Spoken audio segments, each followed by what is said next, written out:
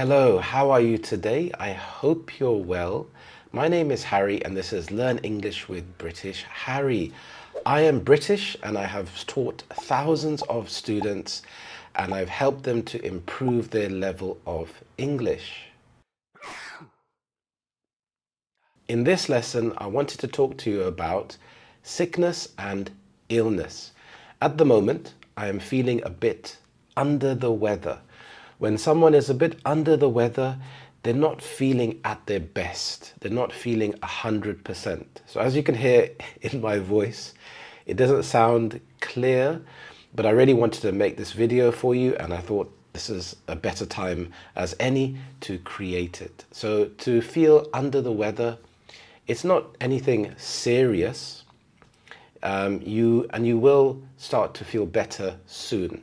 So I would describe it as a mild illness, something like a cold or a headache or a fever, but you will recover soon.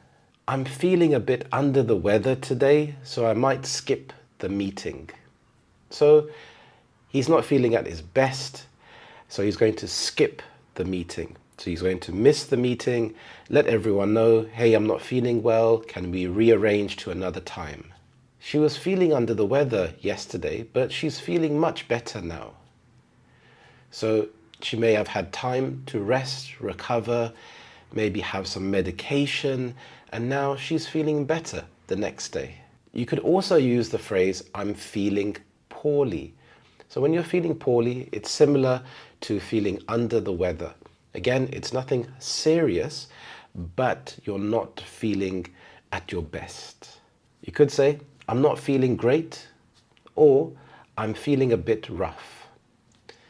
Rough is, if you think about something which is rough, it's the opposite to smooth. If it's smooth, for example, if the road is smooth, it's easy to drive on. But if the road has holes in the road or rocks, it's very difficult to drive and it makes it difficult. If you are feeling rough, you are feeling under the weather and you're not feeling at your best again. You could also say, I'm a bit off color. So if you're off color, you're not feeling normal, you're not feeling your normal self. So maybe when a person is feeling sick, they may look a bit paler than usual. This is because their immune system is working in overdrive. So your immune system is what keeps you healthy. Having things like vitamin C, lots of fruit and vegetables can keep your immune system working very well. So it can fight off the bacteria and get you feeling better quickly. Or a very informal slang phrase is, I'm feeling a bit rubbish today. So rubbish in the UK is trash in America. So rubbish is something that you throw away. So when you're feeling a bit rubbish, you're not feeling at your best. I'm not feeling up to par. This is a golf terminology. I don't really play golf, but in golf we use the word par. So when you're not feeling up to par, you're not feeling good. You're not feeling like you are able to perform well. A very common one is, I'm not feeling myself. Again, if you are feeling yourself, then you are feeling good. You're able to carry on the normal day-to-day activities. But when you're not feeling yourself, you may be feeling unwell. So this affects how you can carry out your day-to-day living. I have the sniffles at the moment. So the sniffles, this is a very informal term. If someone has the sniffles, their nose won't stop running. So they have to use a tissue to constantly wipe their nose. Nasal congestion. This is when it's hard to breathe because your nose is blocked. So here, nasal refers to the nose. An informal way to say this is a stuffy nose. If something is stuffy, then it's blocked. If you think about a stuffed toy, a stuffed cuddly toy. It's full of this white material, so it's stuffed. So if you have a stuffy nose, it's blocked and it makes it difficult to breathe. An informal way to say this is congested. So congested is your nose is blocked. You can also use this word in traffic. If the traffic is really congested, there's nowhere to move and all the cars are parked behind each other waiting for the traffic to move. It's very congested. So here in your nose is congested and it's hard again to breathe. Bunged up, again, an informal phrase to use, and it means that your nose is blocked. My nose is bunged up. Blocked sinuses. This is a nice way to describe a blocked nose. So if you go to the pharmacy or if you're speaking to the doctor, you can explain to him, I think my sinuses are blocked.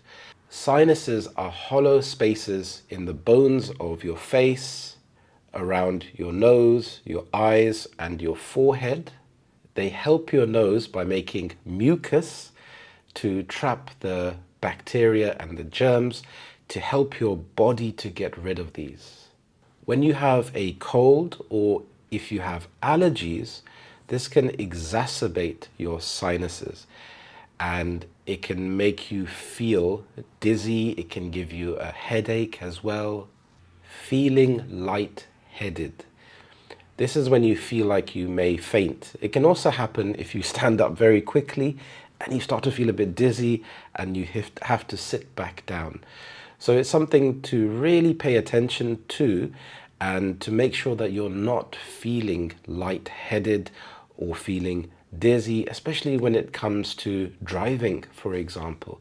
So you have to take it nice and slow and look after yourself. Feeling nauseous. Nauseous is an uncomfortable feeling in your stomach. You feel like you may be sick, that you may vomit. This can happen when you're feeling sick or unwell. It can also happen if you're feeling anxious. You may be really worried about something. So you may have a feeling in your stomach. You're feeling nauseous. You may feel unbalanced and you have to sit down. A headache.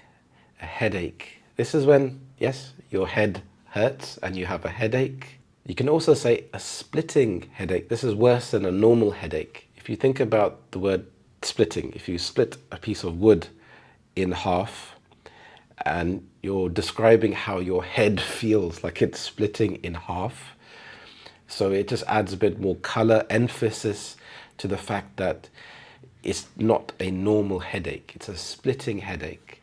You can also have a pounding headache. To pound something, if you have a hammer, if you're hitting the nail really hard, then you're pounding the nail. If you have a pounding headache, it feels like your head is throbbing, and again, this is not a normal headache. So these are nice words because you can describe to the pharmacist that it's not a normal headache, so they can understand, maybe you need some stronger medication. Throbbing, you could use this again with pounding. I have a throbbing headache, so it's like it's feeling like it's constant.